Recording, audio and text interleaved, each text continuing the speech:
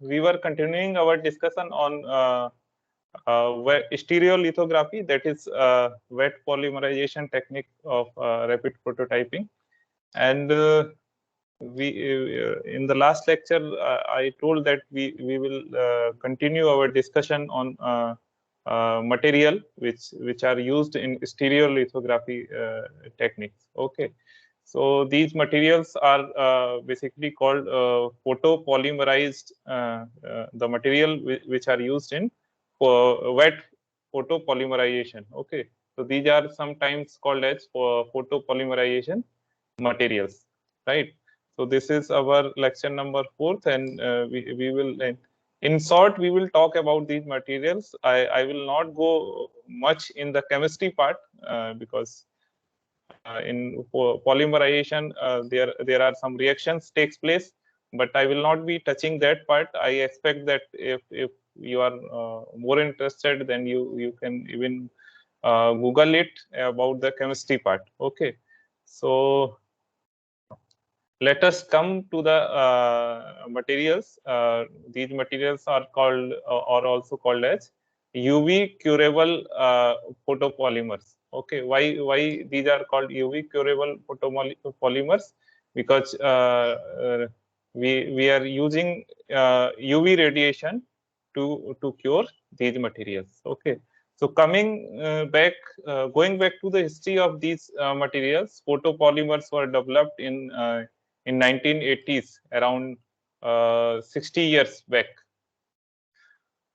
The types of radiation which is used to cure, that is to solidify these, curing means solidification of your material, that is photopolymers. Okay, so to solidify these, when these photopolymers comes in contact with UV radiation, these materials get solidified. Some chemical reaction takes place in the photopolymer, and they get solidified. Okay, so the types of radiation which is used, first one is your gamma rays, X-rays, then electron beam, then ultraviolet radiation, and in some cases we use our visual light source also as your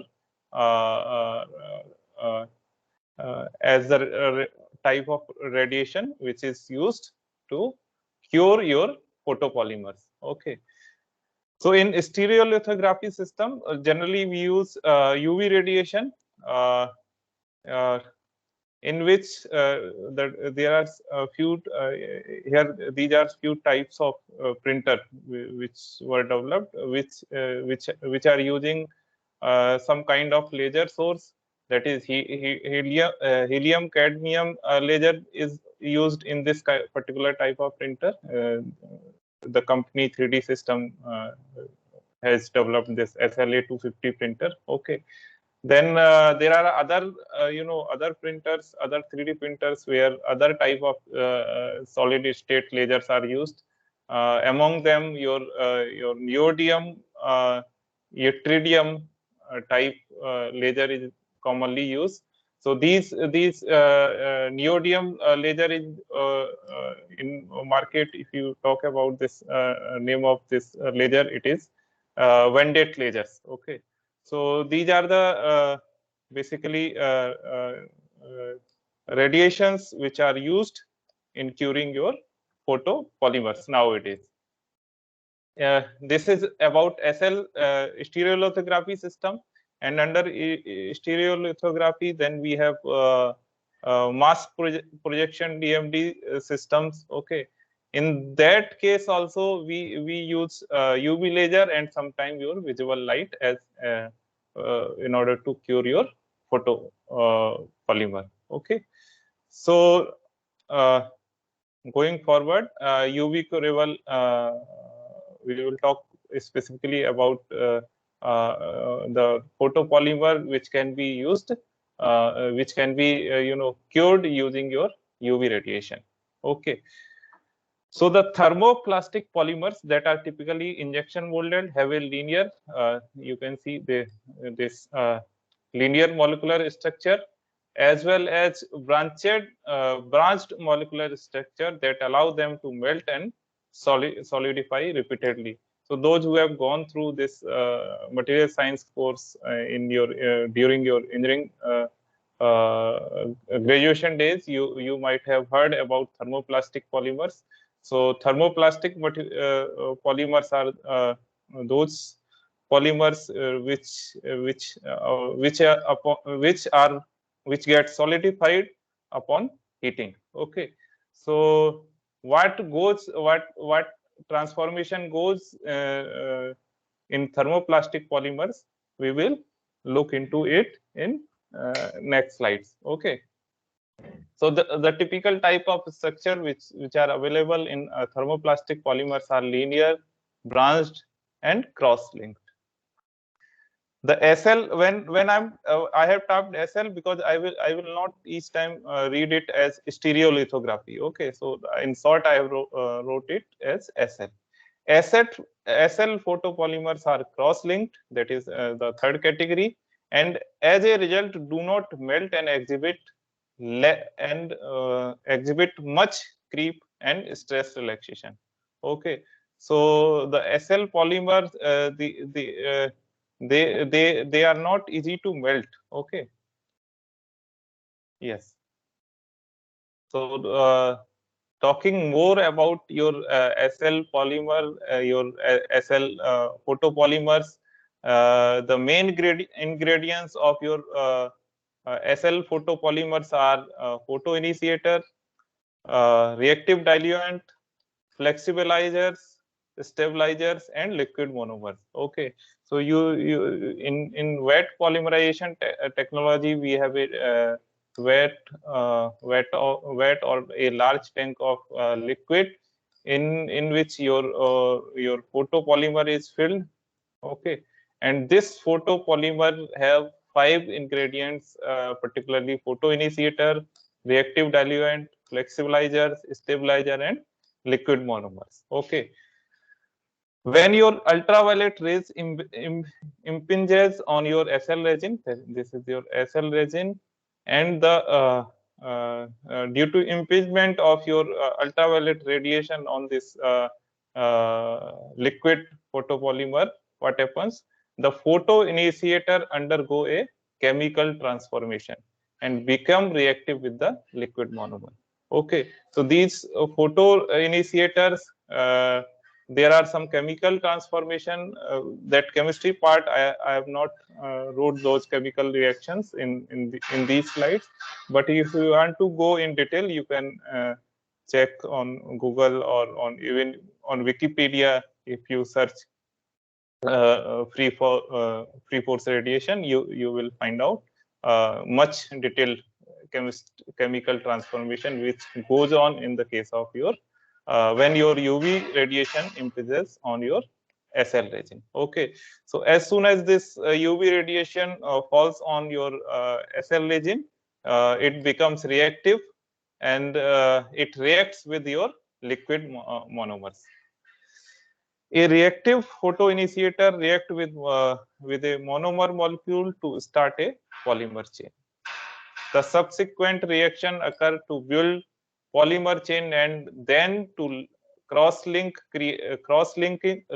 creation of strong covalent bond between these polymer chains.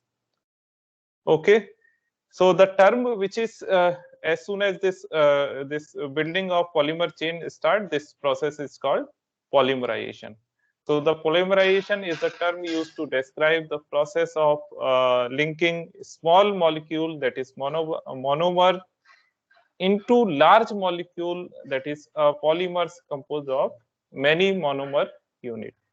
There are two types of photopolymers from the chemistry point of view. There are two types of photopolymer. First one is called your free radical photopolymerization.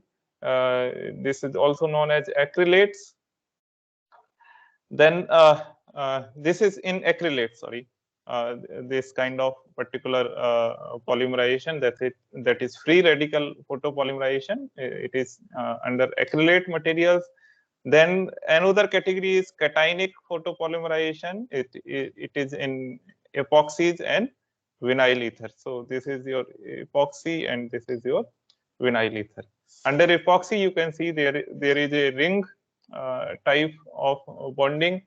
So you will see how this this free radical photopolymerization and cationic photopolymerization takes place.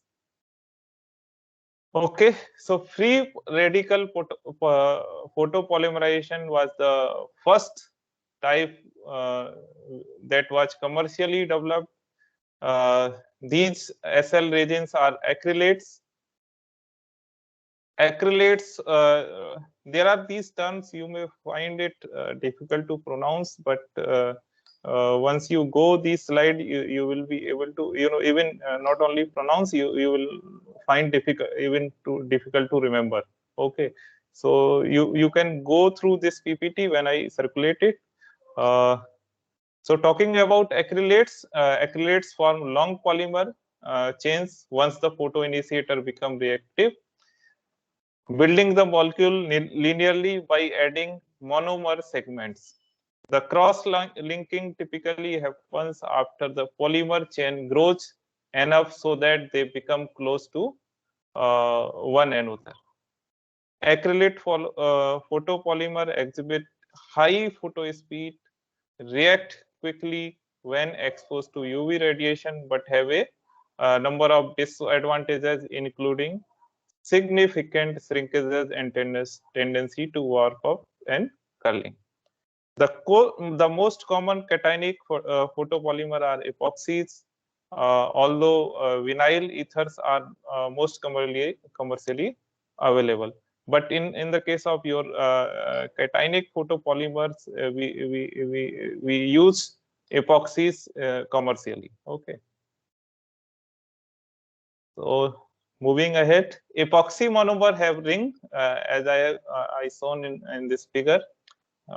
These epoxy resins have a ring. Okay, so the epoxy monomer have rings when reacted, and these ring open, resulting in sites for other chemical bond. Okay, so as soon as your UV radiation falls on this epoxy resin, this ring reacts, and this ring instead of closed, it get opened. Okay, so the ring opening is known to be impart minimum volume change on reaction, become the number and types of chemical bonds which are essentially identical before and after reaction. Epoxy SL resin have much smaller shrinkage and much less tendency to warp up and curling. Okay, so the in previous type of photopolymers, that is in acrylic, we had the problem of this warping and curling, but in the case this problem was in the case of your acrylates, but in the case of epoxies this problem is not there, because shrinkage is very less in the case of your epoxies as compared to your acrylates. Okay, so so epoxies SL resin have much smaller shrinkages and much less tendency to warp up and curling. Almost all commercially available SL resin have significant amount of epoxies. So these are the epoxy. This is the molecular structure of your one epoxy resin. Moving ahead, how your this free radical photopolymerization takes place. In free radical photopolymerization, the polymerization of SL monomer is an exothermic reaction. That is, it generates heat is generated when this polymerization takes place. and approximately heat of reaction is around 85 kilojoule per mole for acrylate monomer. Despite high heat of reaction, a catalyst is also needed to initiate the reaction, and normally your photoinitiator act as your catalyst in your polymerization process. So here you can see as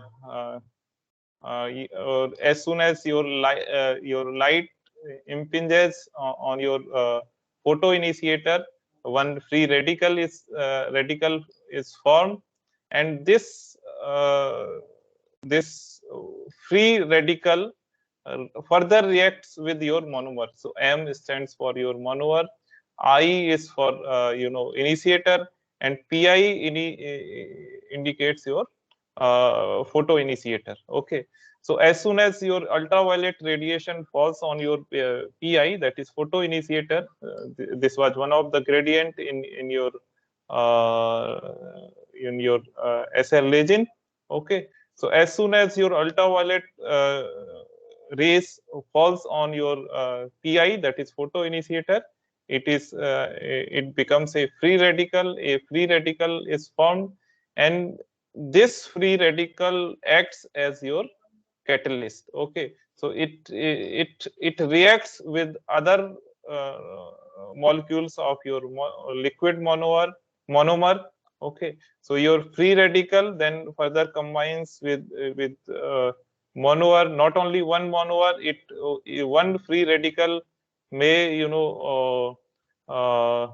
combine with 1000 monomers. Okay, so your free radical, one free radical can easily lead to polymerization of over 1000 monomers. And this process is, this process continues from first it is getting, initiated. This polymerizes your first monomer, then second monomer, and say up to 800 monomers, your one radical, or up to 1000 monomers. So this process is called this process is called propagation of your polymerization. So then certainly after propagation, as soon as we stop the UV radiation or exposure of UV radiation to this liquid photoresin, your creation of free radical is stopped as soon as we stop your UV laser. Okay, so as soon as you stop your UV laser, what will happen? Your propagation will stop after certain time, because there will be no free radical formation because there is no laser supply, okay, or UV supply.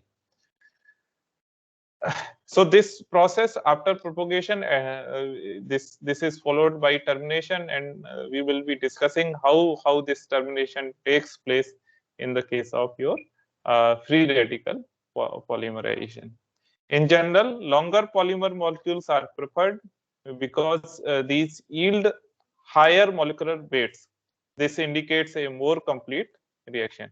Okay, so here you can see up to this, I hope you could understand how this propagation takes place. Propagation of that is the increment in your polymerization techniques. Polymerization takes place. Okay, so the first step is you expose your SL resin to ultraviolet rays. Then as soon as this your photoinitiator comes in contact with your UV laser or UV rays, your free radical is formed, and this free radical, one free radical can lead to polymerization of 1000 monomers. Okay, so but obviously for continuation of this polymerization, this creation of free radical is required, and for creation of free radicals, what we need UV rays. Okay, so So obviously we have to decide for how much time we should expose our SL resin into your UV rays or UV or laser beam, whatever source we are using for creating this free radical formation. Okay. So as soon as this process is completed, or the amount you whatever you have decided, you will stop the amount of, if your amount of your free radicals are sufficient, you will stop exposure of your UV laser. Okay. So moving ahead, how this termination process takes place, we will try to understand. Because since there are no free radical available, obviously this process will stop after a certain time. But how this termination takes place, there are basically three regions: recombination, disproportionation, and occlusion. Recombination occurs when two polymer chain merge by joining two radicals. Okay, so this is called recombination, and your when your two radicals are joining, your process chain is merged and recombination takes place. Okay, so it may sometimes result into termination of your polymerization process or the propagation of polymerization. Then the second issue is disproportionation. Okay, so disproportionation involve essentially the cancellation of one radical by another without joining. Okay, this may also happen when this may be one of the reason for termination of your propagation of polymerization. Okay. Then third point, which normally happens when we stop exposure of UV rays on your SL resin. Okay, so occlusion occurs when free radical becomes trapped. Okay, so these are get trapped within a solidified polymer.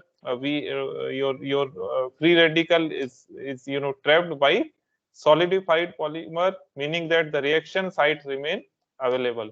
It means it is not having liquid monomer in its surrounding boundary. So they are prevented from reacting with other monomer or polymers by the limited mobility within the polymer network. These occluded sites will most certainly react eventually, but not with another polymer chain or monomer. Instead, they will react with the oxygen and another reactive species that diffuses into the occluded region. Okay, so these are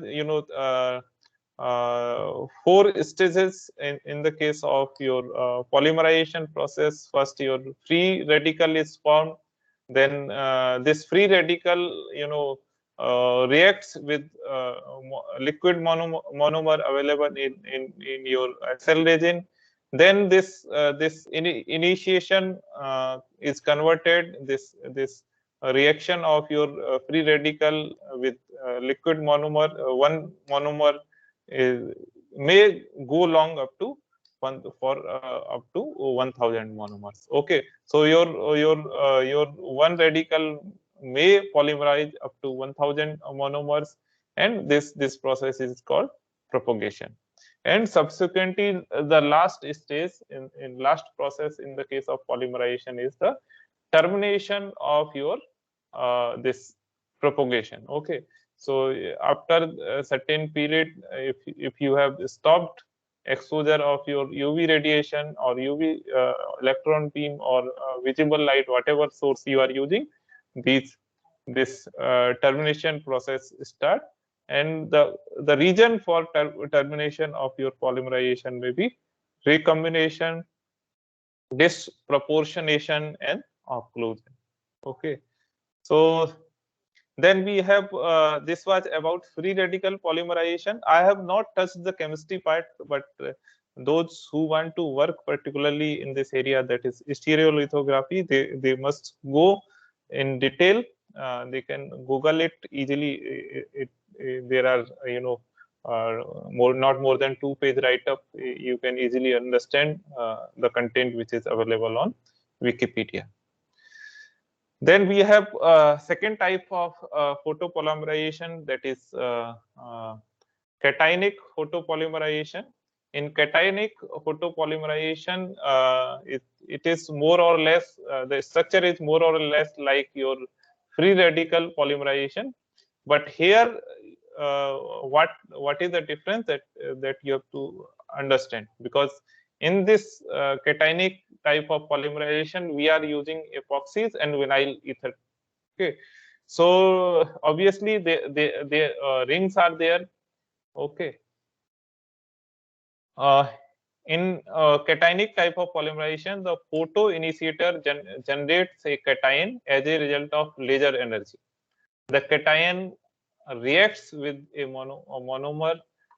Propagation occurs to generate a polymer, and termination process completes the reaction. Okay, so these are the three things, that is your photoinitiator generate a cation because of exposure to the laser energy, and your cation react with the monomer. So the when I'm saying monomer, it is in liquid form. Okay, so this cation reacts with monomer and it generates a polymer. So this monomer is converted into solid polymer. And if we have stopped exposure of your laser energy, then obviously this will lead to the termination of your polymerization process. A typical catalyst for a cationic type polymerization is Lewis acid. Initially, cationic polymerization, was not was not being used until unless in 1990 some advances in the area of microelectronic industry, people took interest into this cationic, that is cationic type of polymerization. Okay, because this technology was used for microelectronics industry only initially. Okay, so in the case of cationic, the ring opening reaction mechanism of epoxy monomer is similar to the radical propagation in acrylates. Okay, so in the case of free radical photopolymerization, we have radical propagation, but in the case of your cationic photopolymerization, we have ring opening reaction, and its mechanism is almost or more or less similar to the radical propagation in the case of your acrylates.